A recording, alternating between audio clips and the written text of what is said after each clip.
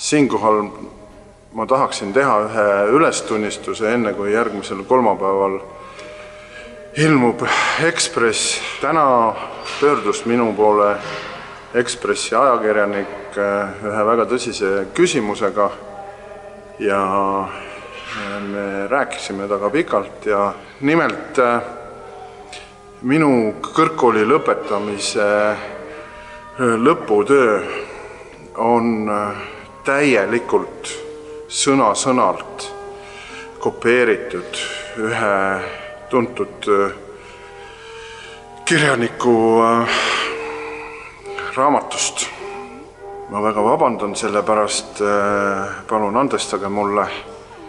Kõikide minu valijatele palun ikkagi mõistmist, sest ma tean veel vähemalt 5 Riigikokku kandideerijat,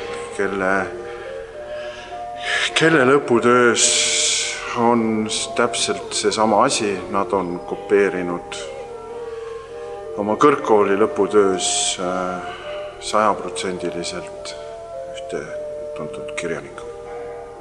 Vabandan. Elurikkuserakonna juhatuse liige Rainer Kuuba, kas te teadsite, et Artur Talvik kopeeris oma lõputöös tuntud autori tekste? Kuna see on nüüd juba välja tulnud, siis ei ole mõtet salata. Jah, ma olen seda ammu teadnud. Ma nägin seda ise pealt televiisoris, kui Talvik esitas oma lõputööd ja mulle kohe meenus, et ma olen seda Shakespeare'i tükki lugenud. Tahtsin helistada, aga mul ei olnud siis telefoni. Aga hiljem on Talvik teinud juba nii palju kopeerimisi teistelt autoritelt, et ma leidsin, et enam ei ole mõtet. Lootsin, et ehk ei tule see välja, aga ikka tuli. Ehk Hamleti, me kalli venna surm küll värskelt meeles on ning oleks sünnised süda kannaks leina ja me riik üksmeelses valus palet kortsutaks. Sai mõistus niivõrd jagu loomusest, et mõistlikult me venna pärast kurvad, üht aegu peame meeles enditki.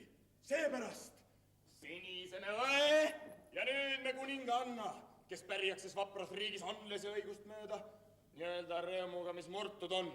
Õnn ühes silmas. Valupisar teises. Heast tujus matustel ja kurtes pulmas.